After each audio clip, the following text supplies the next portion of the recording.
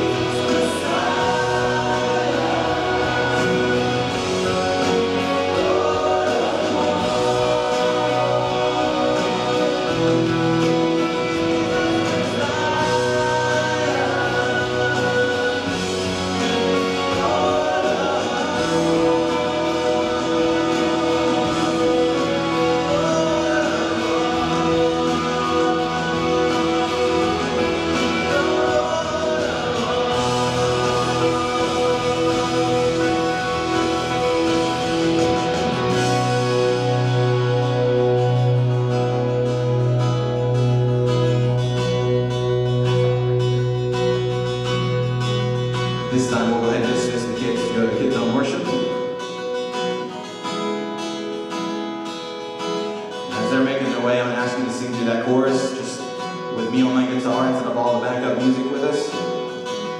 Jesus Messiah,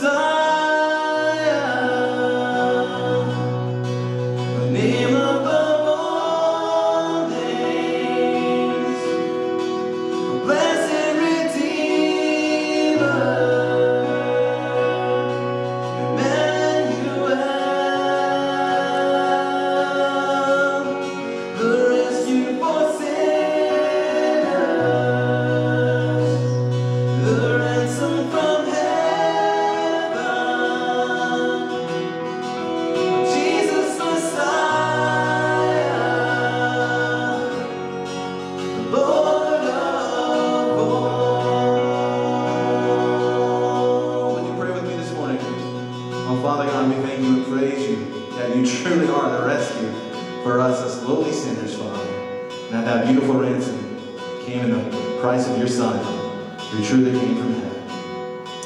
Father, help us not to forget that we owe everything we have, everything we are to you. Oh, Lord Jesus, would you come and fill this place this morning? Would you prepare our hearts for your word? Father, may we leave this place today changed people from those who came into these doors this morning. Oh, Father God, would you just love on us some this morning? We praise you and thank you for all that you've done, and Father, we look forward to all that you're going to do in our lives. It's in Jesus' name we pray. Amen. You may be seated. Welcome to Central Trinity. I'm Steve Judson, the pastor here, and John Carter, our associate pastor, also leads our worship band. And so it is good to be with you this morning. A little bit later, we'll have an opportunity to fill out Connect cards, which is the little perforated section on the worship page that was handed out to you when you came in this morning. Just as a little bit of information that we're asking if you might share with us. And you can also put prayer requests in there, and that goes to a prayer team, unless you mark for Pastor Owen, and then it just comes to me to keep my prayers. You can also communicate other things to the church that may be on your heart and on your mind. If you're a first-time guest, afterward, I think maybe Marcy or someone will be out at the Welcome Center. We have a gift that is available if you'd like, and a little bit of information in that as well that comes along. It talks a little bit about all the information and activities going on in the life of our church. Well, typically I jump right into the message and then weave in the kind of the passage that is our jumping off point or our scripture for the morning. This morning I'm going to do something a little bit different, and I'm going to share it first before I start into what I believe God's placed in my heart this morning. This is found in Deuteronomy chapter 6 and verses 1 through 9 in the Old Testament, the earlier portion of the Bible. Hear these words from the Word of God. It says, "These are the commands, decrees, and laws that the Lord your God directed me to teach you to observe in the land that you are crossing the Jordan to possess, so that you, your children, and their children after them may fear the Lord your God as long as you live by keeping his decrees and commands that I give you, and so that you may enjoy long life. Hear, Israel, and be careful to obey, so that it may go well with you, and that you may increase greatly in a land flowing with milk and honey, just as the Lord, the God of your ancestors, promised you. Hear, O Israel, the Lord our God, the Lord is one. Love the Lord your God with all your heart and with all your soul and with all your strength. These commandments that I give you today are to be on your hearts. Impress them on your children. Talk about them when you sit at home, and when you walk along the road, and when you lie down, and when you get up. Tie them as symbols on your hands, and bind them on your foreheads. Write them on the door frames of your houses and on your gates." Well, welcome back this morning. This is the last week of the current message series, Under Construction, Building Great Relationships. Today we're going to talk about kids. Whether they're your kids, your grandkids, your nieces and nephews, or any other younger generations in the church, the schools, the community, or anywhere else in whose lives that you have the ability to impact, to make a difference. This message certainly applies to parents, but it is not only to parents. It is to anyone who will take it upon themselves to make a positive difference, to leave a legacy in in the lives of younger generations. And while I certainly don't claim to have it all figured out when it comes to working with younger generations, including with kids, one thing I have learned is that you can never start too early trying to positively impact their lives. Habits are formed early, good habits are developed over time. The older kids get, and you know the same could be said about the adults, the harder it is to change attitudes and behaviors that have been developed. So things like consistency and follow-through and starting early are all really crucial.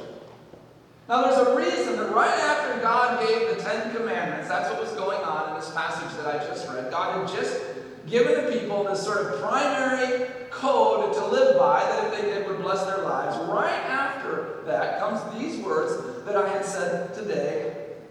And if you remember in verse 7, God said in the midst of this, telling them to remember these words, and here's what you're going to do to receive my blessing. And then he says, impress them on your children. Talk about them when you sit at home and when you walk along the road, when you lie down and when you get up. Now the reality is that kids, younger generations are always watching us, particularly when they're little, right? Listening to our words, observing our actions, coming to their own conclusions of us, even at a very young age. And don't think that if you don't currently have kids under 18 living in your home that you are not an influence on younger generations. Just about anyone either will or at least has the ability to positively impact the lives of upcoming generations, even including older kids who are often almost idolized by younger children. And I think that helping kids grow and develop into young men and women who love God and serve others is a huge blessing and honor. You know, throughout much of human history, kids were viewed as great blessings, even as great blessings from God. The Bible talks in many places. Psalm 127 verse 3 is one that says that children are a blessing from God. And, you know, in some sense, they almost viewed children as a reward from God. In our society today, maybe due to, the cost of raising kids or maybe due to other challenges, sometimes we don't necessarily view God the same way. Some people may not see kids as a real blessing and joy to be a part of their lives. And we live in this fast-paced world. If you are a parent, you do have kids, especially if you have kids that are younger, or maybe you remember back to when they were in the home, you know that sometimes we can feel a little guilty if we have fast-paced lives. We have a lot of things going on. We work. We're trying to find time. And I know that personally sometimes it can, you feel a little guilty. You got a lot going on and you want to have time to spend time with your kids. We want our kids to like us, right? We want to be friends with our kids. But sometimes being best buddies with our kids may not be quite as important, right, as training them and helping to instill in them values and teachings that will be a blessing to their lives for the rest of their lives. And will even then through them make an impact upon others that come after them. And then there are those times in the midst of that where, that awful word, discipline comes up, correction. Let's be honest. Some of us have kids, and that's a part of our lives, and we're trying to figure out ways to do that, and, to invest in their lives and to instill, and that involves sometimes accountability and discipline. But we didn't like it when we were kids. And honestly, as adults, we don't like it when we're corrected, whether it's at work or some other setting, right? But the reality is even God says that I discipline those I love. I discipline because I love. God says that in Hebrews chapter 12 and verse 6. And there's all kinds of conversations that come up about, positive reinforcement versus negative reinforcement, the carrot versus the stick. Corporal punishment with young children. Do you still spank versus timeout or withholding privileges? Sometimes I'll hear someone say, you know what the good book says, he who spares the rod spoils the child. And then they'll add, when I got out of line, my daddy took off his belt and whipped me hard, but it done me good. The problem is, that's not what that passage says.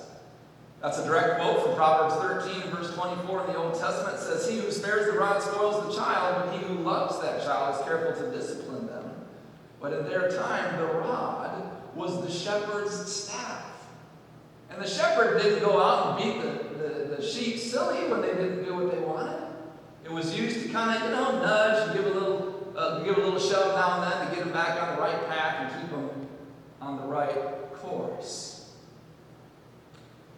Now, I think personally that raising kids and investing in the lives of younger generations it generally involves sometimes both positive and negative reinforcement. It may depend upon the situation. It may depend upon your relationship with that particular young person. It may depend upon the seriousness of the situation. It may depend upon other factors. It may depend upon their age.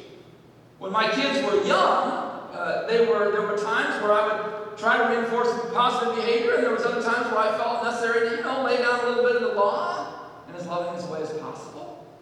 With teens, it's much more like negotiations, right? It can feel a little like a chess match at times. That's okay, because as they get older, you got to respect them as they make their own decisions. And it's really more about two people, really more on an equal basis, having a conversation than it is what we traditionally think of as parent and child as they grow older.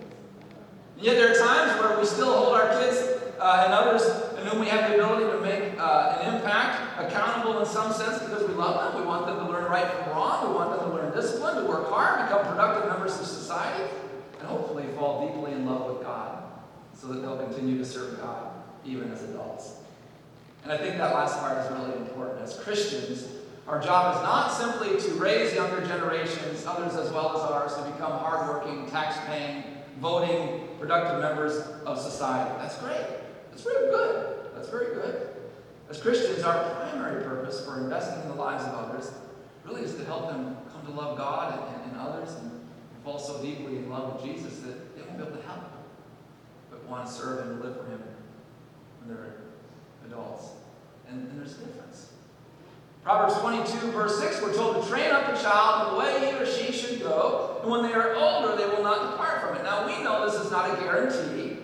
This is a proverb. That's a saying. That's tends to work this way, but it doesn't always. God has given younger generations the ability to make decisions and a free will, just like he's given us all to choose the course of our lives. And there are many other impacts, including our culture that we live in, that impacts kind of that development of younger generations and their perspectives and views. Yet when we are intentional about living out this, I believe, calling from God in the lives of younger generations, our kids, grandkids, nieces, nephews, and others that we have the ability to impact, then when they are older, they're more likely to have that love for God and desire to live for God as well. And even if you're an adult, you're like, well, I raised my kid in the church and they're sort of over here, over there. The reality is that they're more likely to come back at some point because that has been instilled in them when they were younger. Keep praying if that's your situation. Now notice that I did not say that we raise kids to follow all the rules and memorize all the right lines and the right verses. Not that those are bad, that's not my point. But it's not those things. It's not learning rules and regulations and being able to quote the right verse that keeps us in love with God when we are older. It is whether or not we came to a passionate relationship with God, where we love God, we see the value of our relationship with Jesus Christ, the joy of it, whether we were shown the love of God and what it looks like when we were younger, right? What it looks like to live that out in the world. That's really what makes us more likely to embrace our faith as adults. Now, investing in others, including younger generations, is not easy. Jesus made it clear in Luke chapter 9 and verse 23 that following him involves a decision to deny ourselves and take up our cross. Again, daily. But he also promises that if we do it, if we hang in there and we serve him, and we seek to make a difference in the lives of others, when it's easy and when it's challenging, that it will result in blessing and joy. Blessing and joy to us, blessing and joy into the lives of those that we are striving to make a difference. Pastor Mark Batterson of National Community Church in Washington, D.C., in his book, Grave Robber, illustrates the unique role and calling, and he particularly is referring to parents, but I think this really could apply to anyone, or could apply to anyone that we have a relationship with, the younger generation. He said, if you have children, again, I think you can extend this even beyond your own kids, you are more than a parent, more than an example to them. You are a prophet to them. No one knows them, loves them, or believes in them like you do. And I love this. And it's your job to call out who God has created them to be. It's your job, it's our job to call younger generations out into what God has created them to be. Am I just teaching my kids? Am I just teaching these younger generations that I have the ability to influence to be good Americans? Or am I leading them to be faithful followers of Jesus Christ and try to set the example of what it looks like to have a passionate relationship with the God who created us, who loves us, and desires to be in relationship with us? So how can I help younger generations fall in love with Jesus Christ, again, which is really the primary purpose of engaging and getting involved in trying to impact the lives of upcoming generations? How do we help them fall in love with Jesus Christ as they grow into young men and young women? Well, we can pray for them, pray with them, read the Bible in front of them, with them, talk about God and matters of faith together. Give them a safe place to ask tough questions without judging them or making comments like, oh, just have to accept it. Allow them to explore and to search, even when they're not sure. At some point, every younger generation has to kind of go from making it something that was given to them or taught to them or told to them and to their own. That involves a process of questioning and asking and wondering along the way. Let them know how you feel about your relationship with God. You really are one of the greatest examples to impact the lives of upcoming generations. Attend church regularly, consistently. Talk with them about what they hear and are learning at church. What the pastor said that made sense, and what the pastor said that you don't know where in the world they were coming from. Talk about it. And then let your life be an example. Again, that's the greatest motivation that other generations have, younger generations. Whether you're a teen and you're talking about younger kids yet, whether you're an adult and you're talking about teens or children, is your life. Do you find joy in living for God? Is it seen openly as you live for God as something that you enjoy doing? Even, and granted, there are times where it might get a little bit challenging. We're human. But if it's not a priority to you, it's probably not going to be a priority to them.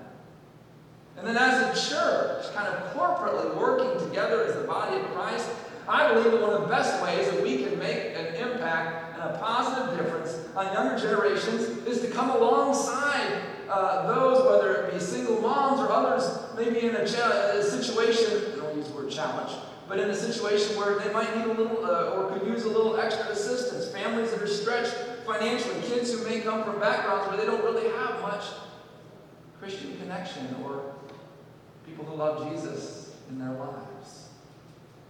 Seeking as a church to make a difference on those sometimes who are, having to work a little bit harder in the lives of their kids. We can love them right along with them and share what it means to be in love with God and with Jesus.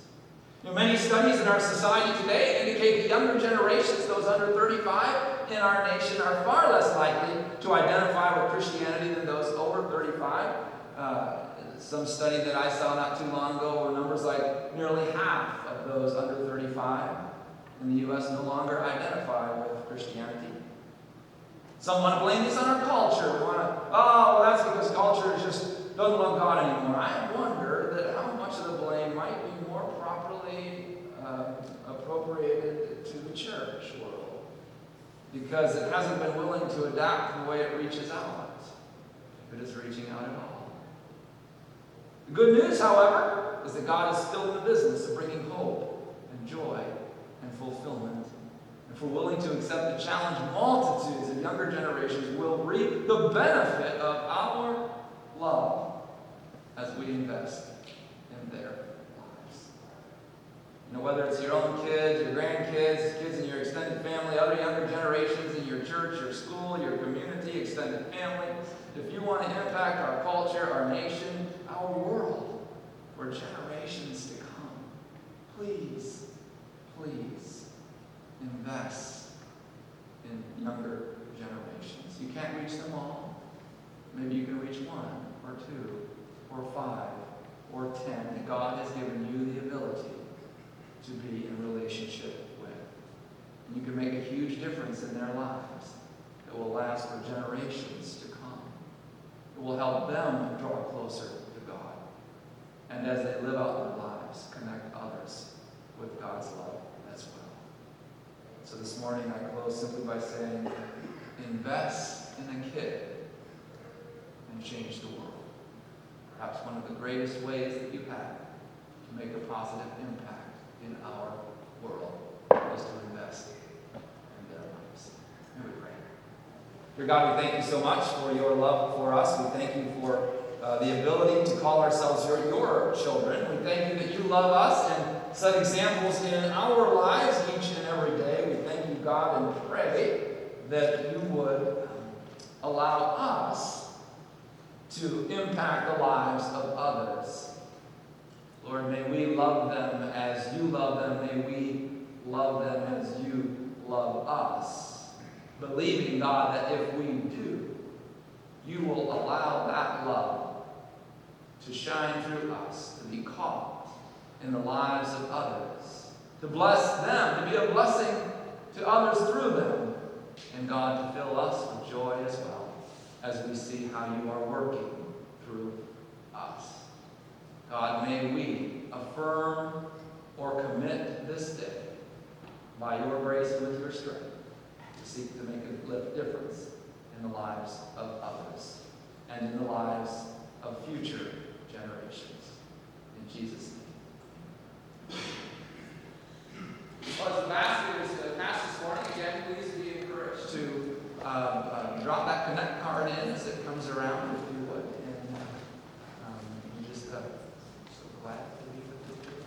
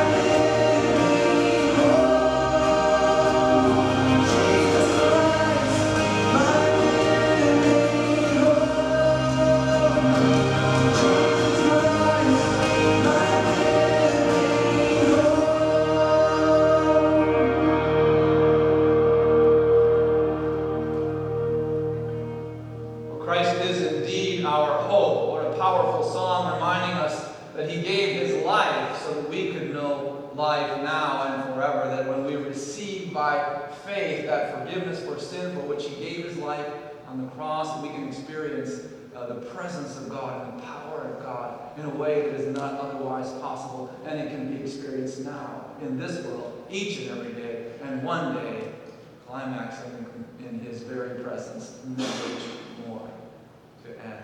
Friends, as we go out this day, may we hold fast to that faith, and that is why we invest in the lives of younger generations, so they will come to know that relationship, receive it into their own lives, and live out that joy that God makes possible every single day. And so as we leave this place, I want you to think in your mind of someone or two persons who are younger than you, younger generations, that you might make an impact in for God, for Jesus, this week. Who are they? You got them in your mind? That's your task for this week, to go and to show them the love of Jesus and to allow them to see God's love in your life as you interact with them. Now go and enjoy the life that God has given in the midst of the easy places and even the challenging places, knowing that he is always there. He will never turn his back on us. He will never leave us nor forsake us. Go in Jesus' name, and may you experience a wonderful and blessed week.